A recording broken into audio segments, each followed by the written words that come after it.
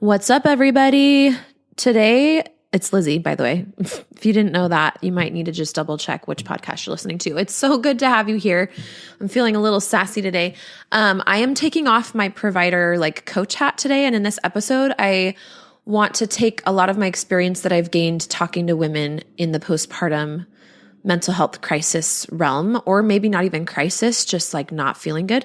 And I want to share it as just woman to woman. So this episode is not going to be here, let me teach you, how to do X, Y, and Z, or here are some tips for this. We're not doing any of that. This episode is going to help you better understand yourself as a woman, and specifically why it is that we get frozen sometimes when it comes to getting ourselves help.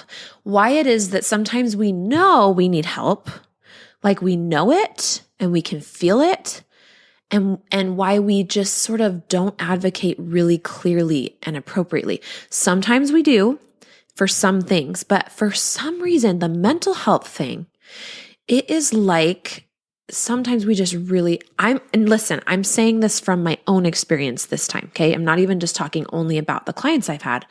I'm talking about, I'm pregnant right now. I'm 26 weeks and my body is slowing down and it's asking me for things, and I'm having different emotion levels. We're talking way more intense than usual for me. And my whole family's having to adjust to my earlier bedtimes and the rage that fills my heart sometimes, or more just anger, And so in this episode, I want to walk you through, if this goes on for you, what it is that keeps us from really getting the help we need. I think it's fascinating. And even if you're not in this spot now, listen to this, because you never know when you will be the one who all of a sudden has a need that you're having a hard time asking for or getting. You want to understand yourself in that situation from the inside out, because nobody around you cares as much about what you need as you do, ideally. And so I want to share some crazy stories that I have, by the way, on this topic, and get you basically just some perspective and understanding so you can get the help you need when you need it. All right, let's dive in. Welcome to the Postpartum Coach podcast, where we embrace our needs as moms, we learn to lead ourselves first, then our families, and where we create our own healing from the inside out to find our way to the work we were meant to do in this world. I'm your host, a fellow mom of 3 and a certified life coach, Lizzie Langston.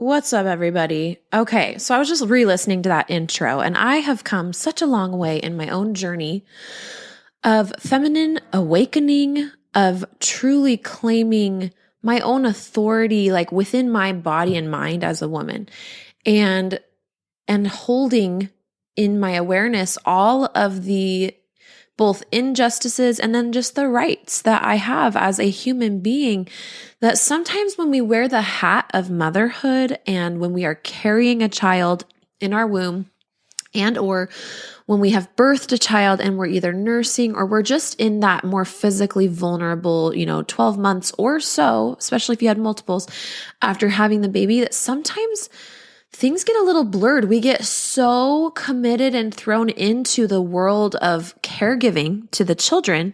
And it's different for every woman, right? If you're working mom versus full-time stay at home, if you have a nanny versus you don't.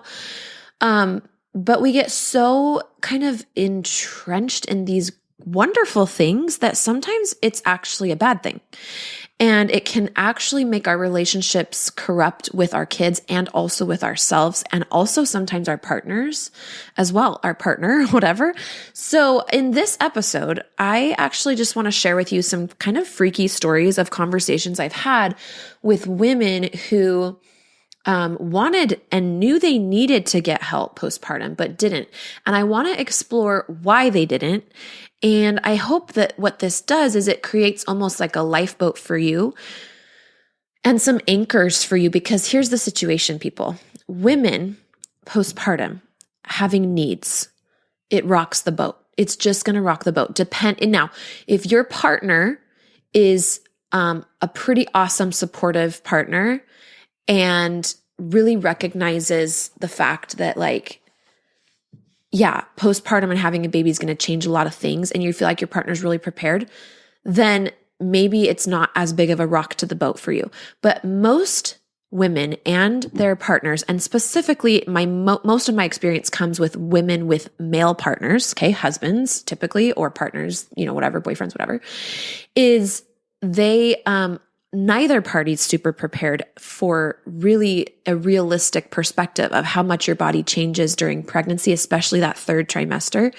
And not just like physical changes, but emotional changes and mental changes. I mean, the brain of a woman shrinks 6 to 7% during pregnancy.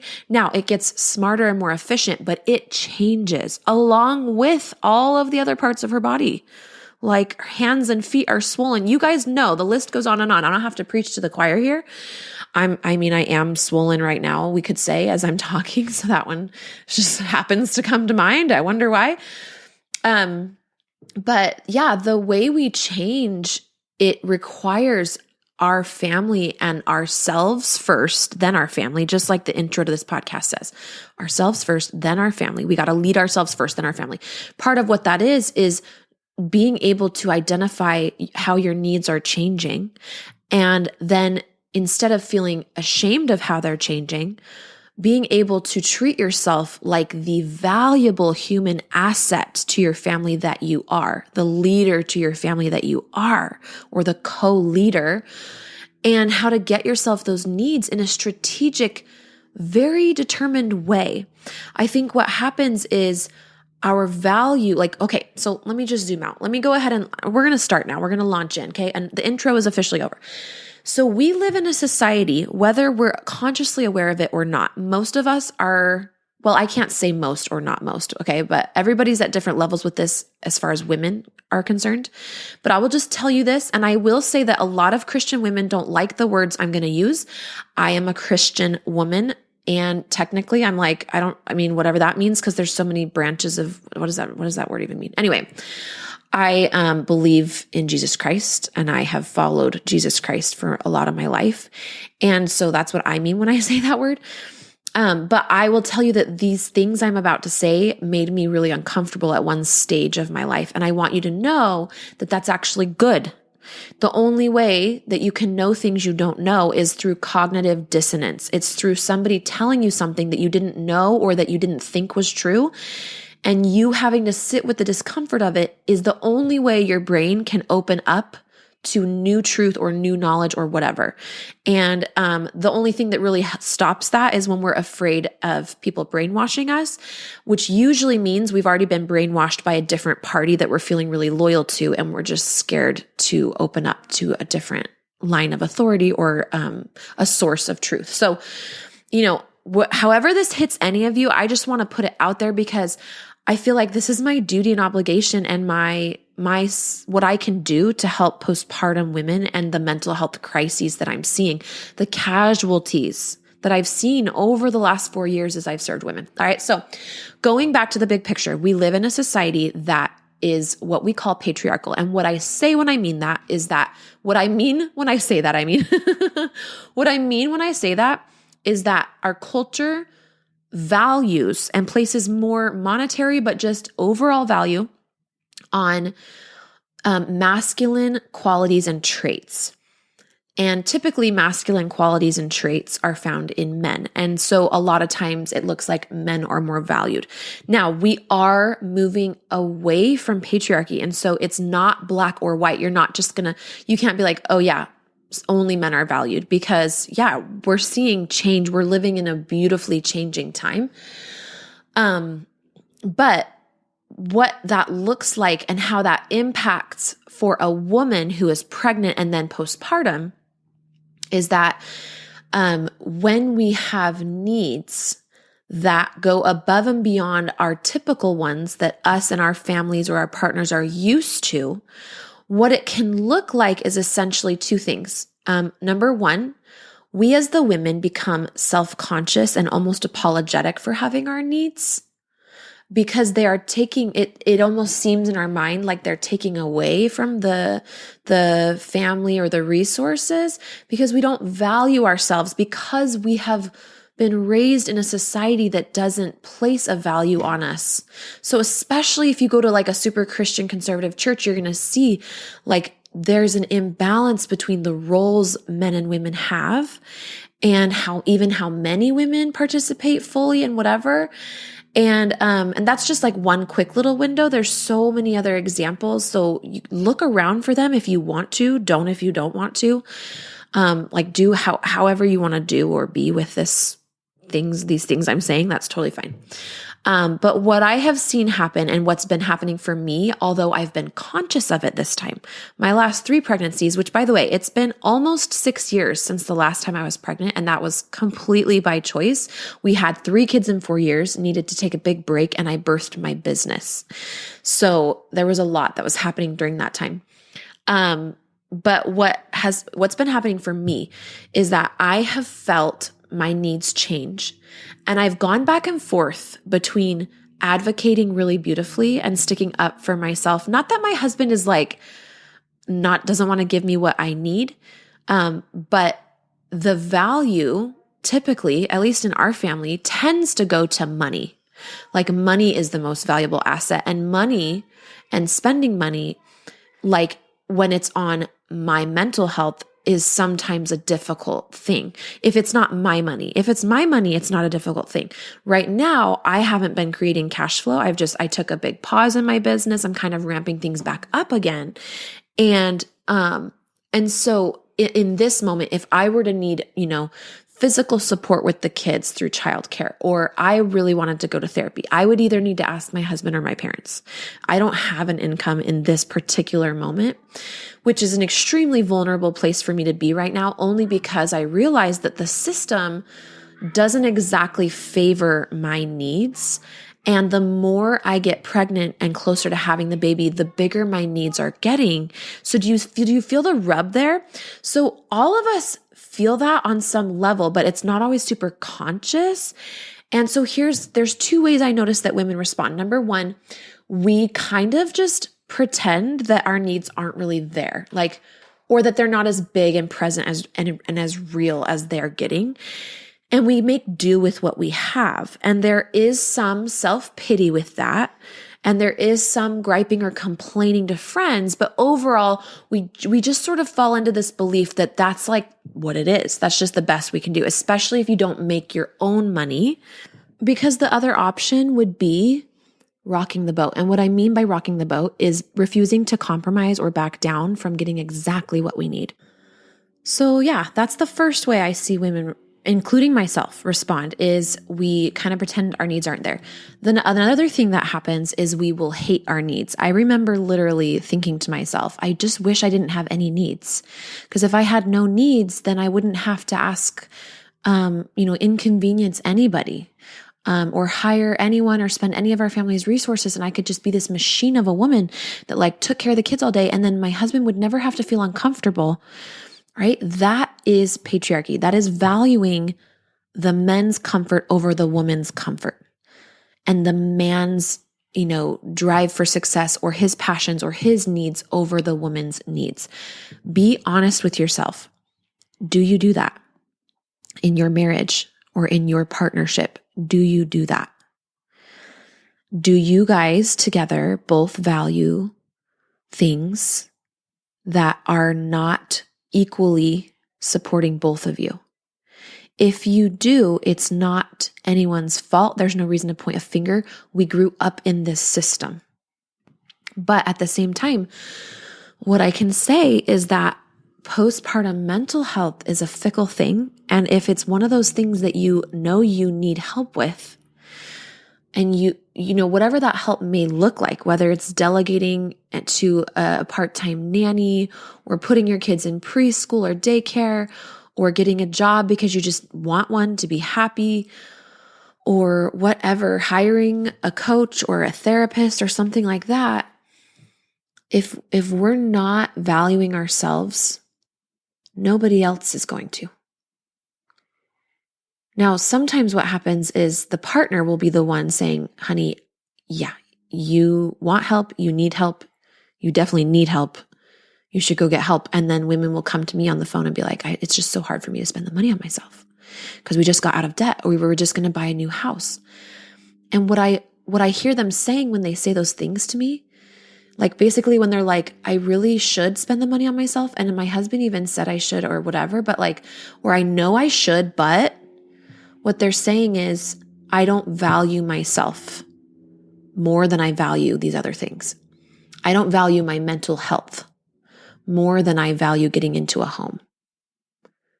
I don't value my mental health more than I value having money put away for a rainy day, savings, money in the bank. And ultimately, what I'd like to say is that you are the rainy day. This, whatever could go wrong in your family that you want to have savings in the bank for because it helps you feel secure, you are more valuable than anything else that could go wrong in your family. Your mental health going wrong is more of a problem than your garage door breaking, your car breaking down, your house catching on fire. What if we thought about it that way? I believe it's true. And here's the anchors. So I talked about in the beginning of this episode, I wanted to give you some anchors as to some things that help us gain courage when it comes to rocking the boat and when it comes to breaking down the system that surrounds us in our marriages. Oh my gosh, my dog just farted. He's laying right by me on the rug and it is so bad, you guys. Whew, the air is thick right now. So, anchors. I want to paint a vision for you of what I believe your postpartum experience and your mental health could look like in a world where you yank yourself up to the top of the list. And like I said, it would probably create some discomfort. Some conversations might need to be had around what we spend our money on and whatever. Marriages have probably been ended over these sorts of things. But the truth is, if you have a partner in your life and this partner like loves you and not the system or the institution, then even if there is discomfort, they can be trained and they can come to value you as equal as themselves. And I know in our minds, we're like, no, specifically husbands, we're like, no, my husband totally values me, blah, blah, blah, blah, blah. Maybe, I hope so. But even if he doesn't in some ways, again, it's not a conscious thing, right? Patriarchy hurts men and women. And it hurts marriages because it creates an inherent imbalance that we don't often see it until there is crisis. And so postpartum is one of those times. So some of the anchors to help you have these challenging conversations or to help you just value yourself more. Well, I'll get to the help you value yourself more in a minute, but some of the anchors, I want you to imagine being so taken care of that you genuinely desire with a passion and the opposite of depletedness, like this craving and vivacity for life to be do things fun for and with your children. That is what happens when a woman values herself the same as she values, or even more than she values any other people in her family. What happens is she belongs to herself. She becomes her own person and she stops feeling drained in her daily quote responsibilities and starts delegating and choosing what she does and does not want to do.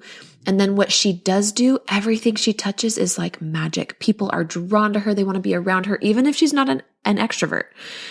There's just this well of magical energy and vivaciousness inside of women that is something we cannot reach when we're interacting in a world where we are not valued and our mental health is not valued the same as savings accounts or buying a house or, whatever else it is, our husband's business training. So one thing you have to look forward to is just this awakened vivacity. And I hope it's vivaciousness. I'm making up words. And I hope it's something that you feel with me. Like when you listen to some of these episodes, I hope that comes through. I'm not all the way there yet, but I hope that you can feel that. Another thing is that you get to preserve your most cherished relationships. So the first thing to go when we don't value ourselves more or equal to all the people around us, I would say more than anybody else around us, when we do not belong to ourselves and we do not feel like we know how to advocate, delegate, stick up for ourselves, the first thing to deteriorate is our relationships with other people. Because not valuing yourself, would you want to be in a relationship with someone who didn't value you? Like if you knew that like they really just don't care about you, like you are not an asset to them, you are an accessory, right? If you knew that, would you want to be with them? No, hell no.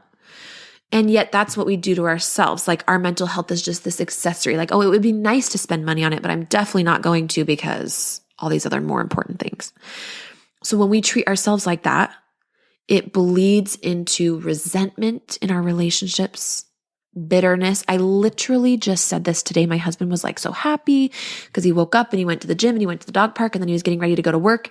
And I'm sitting here, I did not hire any childcare yet for this spring break that my kids are on. And I don't want to be doing most of the caregiving. I would like somebody else to caregive, and I would like to just have great relationships with my kids. And I would like to be doing the job that I prefer to do over a caregiving job, which is working in my business, serving postpartum women. That's my chosen thing. And because I belong to myself, I make these choices and I stand for what I want. But I've been in a little back and forth of like a little bit of a freeze response and being kind of apologetic and not really feeling comfortable taking up space and having my needs and arranging all of that. So, not to mention financially, there's a couple things too, pinches there as well. And so I didn't. And so my husband was like happy and he just like did all these fun exercises, and then he's going to go work at a job he loves all day, and he can come in and be with the kids when he wants to, but he doesn't have to if he doesn't want to be. Right. And he's like talking to me and he's so happy and he's just sharing things with me, which I genuinely, normally, absolutely love. And I was like, I don't want to hear any of this right now because I am bitter and resentful because I'm going to be doing something I don't love all week just so that you can be doing something that, whether you love it or not, our family needs you to be doing. I get it. It's not even like a you versus me thing. Like, I don't feel like the anger and bitterness was really directed towards him, but I just felt like a slave. And I let myself just feel angry about the whole setup and about how I'm pregnant. And so partly because of my pregnancy and my physical sickness, I didn't produce as much in my business. And even later this year, I won't be producing as much. Like I won't be serving as many clients because I'm going to be having a baby and slowing way down and everything and taking care of myself. And it just feels extremely vulnerable knowing that the people that do have money around me don't value like my needs, possibly don't value my needs the same as they value their money. Now, I'm going to go ahead and give them the benefit of the doubt and pretend for a second like they totally do. And if I needed anything, they would give it to me. But I also know that it's not always like that. And sometimes genuinely people are like, well, I don't, they have opinions on how much money you should spend, or they want you to tell whatever. And so anyway, that's what happens is the bitterness and the resentment builds up in the relationships. The relationships deteriorate. So the higher the caregiving that goes beyond your threshold of what you want to be doing in your motherhood, the lower the quality of the relationships. And that sucks, but that is what we do. If we don't value ourselves, that's what happens. And if we don't learn to value ourselves, we're not going to advocate. We're not going to stick up for ourselves. We're not going to ask for what we need. We're not going to delegate. So it's a really fine line. Now, some women genuinely as full-time stay-at-home moms, they just love it. They would have been those women that were watching 5 people's kids. Even if they didn't have kids, they'd be like, I'll be the nanny of the neighborhood. And that would be their chosen profession and job. And so it's perfect for them because it just fits like a glove. Then there's the rest of us who are like, wait a second, I got the short end of the stick here. I wanted babies and I want babies and I want to raise them and be their mom, but I don't want to do all this. It doesn't feel good to me. I don't like it. I'd rather go work at a marketing firm. I'd rather own a bouncy house company and drive around on Saturdays and sell whatever floats your boat. And we tell ourselves no, we have to do these things. No, we don't. No, we don't. We cannot lose sight of the value of a woman and what she wants. Because as soon as we do, there are consequences for everybody. And this is why we need patriarchy, and it is breaking down. This is why it's no longer serving, because there are more and more men who are starting to realize that it has been a disadvantage for them as well. And there have been extra stresses and pressures on them that women could be better sharing and bringing total value to, but are not, because it's been so inbred to both parties to keep women at this, like, and the feminine, not just women, but the feminine, like the qualities of the feminine, like emotionness and, relationships and subtle energetic ways of healing and feeling, intuition, dreams. Like, these are things that people make fun of. They're not actually really taken seriously, depending on where you are in the patriarchal spectrum with somebody you're talking to. So, to wrap this all up, if you know that you have needs and you aren't doing anything about them, that's normal. That comes from the way you've been raised to see yourself and regard yourself. But if you want your daughters to rise above patriarchy, and if you want your mental health to get where it needs to be, it's going to take rocking the boat, breaking the system. It's going to take having hard conversations, changing up your guys' priorities with your finances, and advocating for yourself.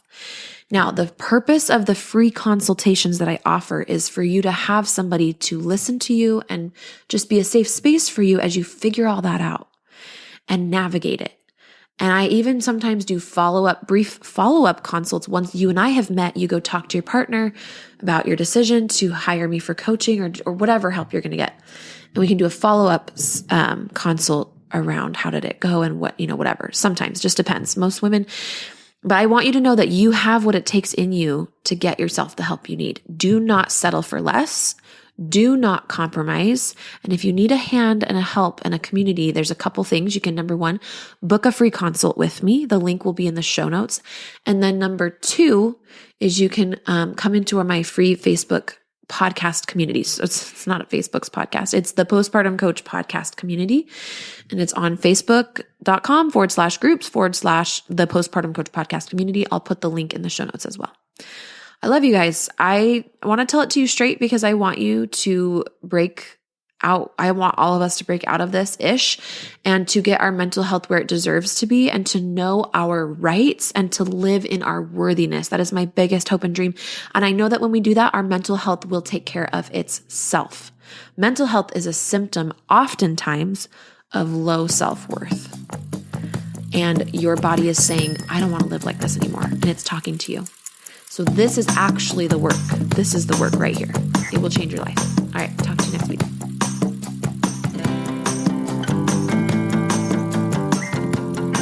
Hey, Lizzie here. I've helped dozens of postpartum moms just like you to manage their postpartum anxiety and deconstruct their postpartum depression. It's really easy for me. So if you're ready to feel better, I know the way. Let's chat on the phone. Set up a time by going to LizzieLangston.com/consult. It's pretty simple, and I will be calling you soon.